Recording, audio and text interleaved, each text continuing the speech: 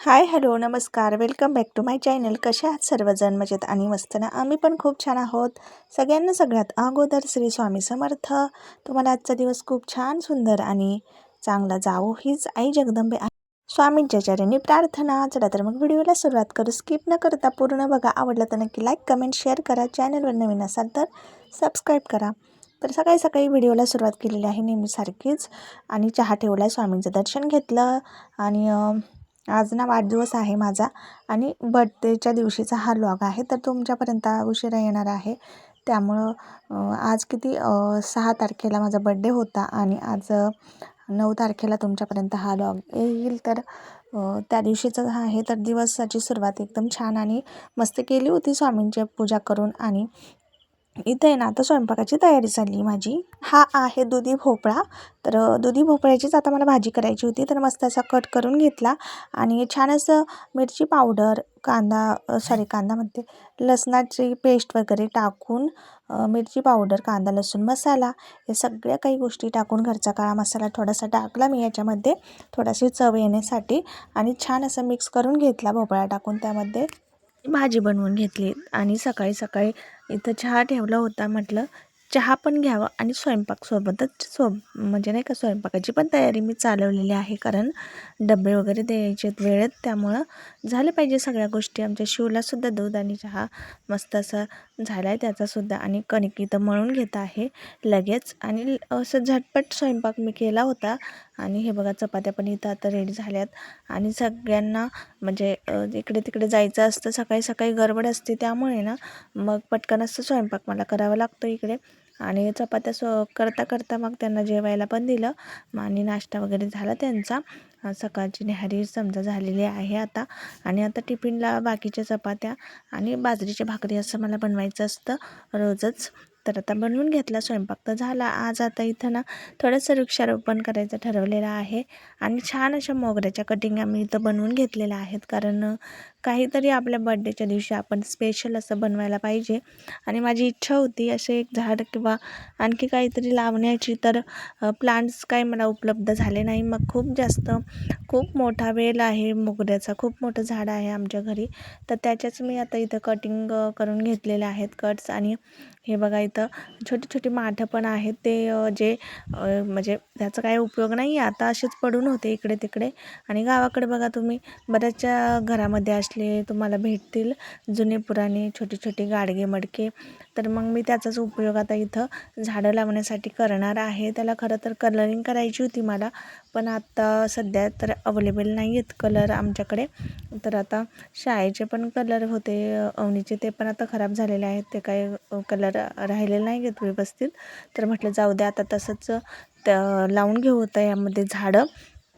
तर आता हे जे मडके आहेत ते मी घेतले तिथं. खरं आपण आहे ना त्यामधून आपल्याला म्हणजे अशा कुंड्या असतात झाडाच्या की त्याच्यामधून पाणी बाहेर पडायला पाहिजे, जेणेकरून आहे ना जास्त पाण्याचा चिखल असा गिजगिज होत नाही, झाडांची ग्रोथ चांगली होते. म्हणूनच मग त्या जे मडके आहेत त्याला ना मी खिळ्याने असे छिद्र पाडून घेतलेले आहेत छोटी छोटी, कारण आपण जे पाणी टाकू ते बाहेर पण पडता आलं पाहिजे, नाहीतर पूर्ण चिखल होऊन बसेल. म्हणून मी एक खिळ्याच्या साह्याने ना 2-3 असे छिद्र छोटे छोटे पाडून घेतलेत. आणि त्यामध्ये असेच मोगऱ्याची कटिंग वगैरे ठेवून दिल्यात. आणि आता पाणी घालून घ्यायचं नंतर. तर थोडी थोडी माती ना, थोडीशी कोरडी माती आणि थोडीशी काळी माती, थोडीशी लाल, अशी 2-3 प्रकारच्या माती मी मिक्स करून घेतलेल्या आहेत.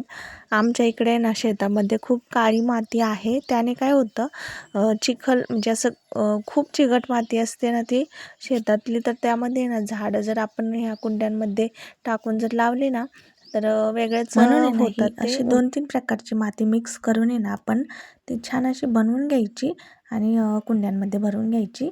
आणि मस्त असे रोपं लावून द्यायचे कट करून त्याच्यामध्ये ना तुम्ही असे मोठमोठे झालेले झाडं असतात ना, जास्वंदी म्हणा किंवा मोगरा, आणखी गुलाब वगैरे, असे खूप सारे झाडे असतात. त्याचे कटिंग जर लावली ना तर ती खरंच लवकर ग्रो होते आणि मस्त अशी रोपून जात असते. पावसाळ्यामध्ये जास्त प्रमाणात जर अशी झाडं लावली ना छोटे छोटे तर लवकर ग्रोथ होती झाडांची, कारण पावसाळ्यात जरासा फरक पडतो.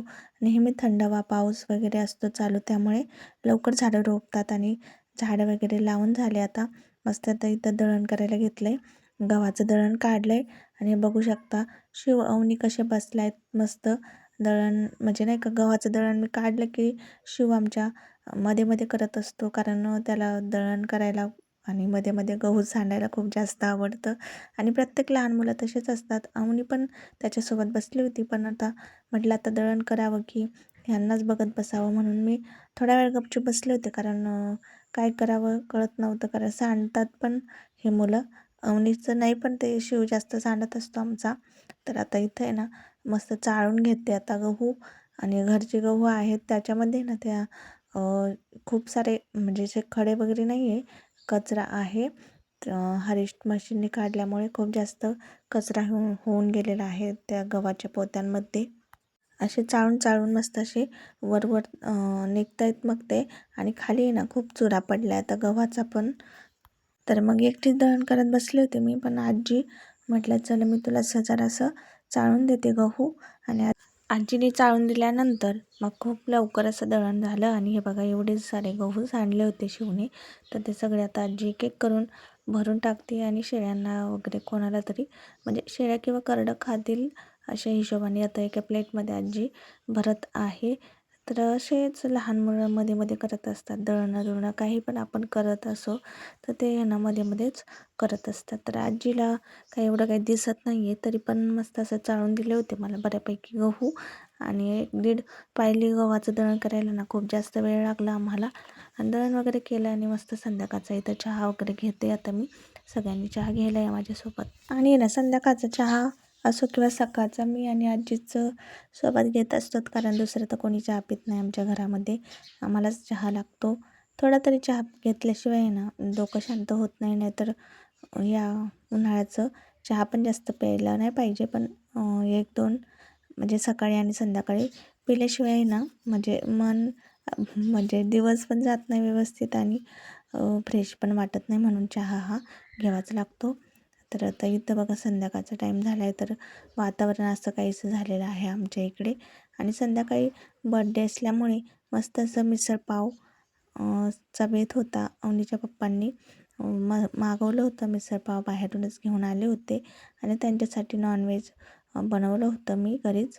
आणि छान असा केक वगैरे कट करून म्हणजे लाईटचा प्रॉब्लेम असतो त्यामुळे व्हिडिओ काही जास्त इथं शूट केलेला नाही, फक्त केकचा वगैरे म्हणजे शूट घेतला आणि केकसोबत एक छान फोटो काढला मस्त असा. आणि हेच बड्डे सेलिब्रेशन होतं आमचं संध्याकाळचं. इथं जी प्लेट आता सगळ्यात अगोदर अवनीसाठी मी बनवलेली आहे मिसळपाव. तिला आवडतो खूप जास्त, म्हणून त्याच्यासाठी सगळ्यात अगोदर प्लेट बनवून इथं रेडी केलेली आहे. आणि सगळ्यात अगोदर तिचं जेवण झालं आणि सगळे बाकीचे नंतर जेवण वगैरे करून घेतलं आम्ही सगळ्यांनी. आणि मस्त असा हा होता केक आणि हा त्याच्यासोबतचा फोटो. सुंदर सुंदर गिफ्ट्स अवनीने दिलेले आहेत मला. तर आजचा व्हिडिओ तुम्हाला कसा वाटला, आवडला असेल तर नक्की लाईक कमेंट शेअर करा. चॅनलवर नवीन असाल तर सबस्क्राईब करा. भेटू अशाच एका नवीन व्हिडिओसोबत. तोपर्यंत सर्वांना बाय बाय. श्री स्वामी समर्थ.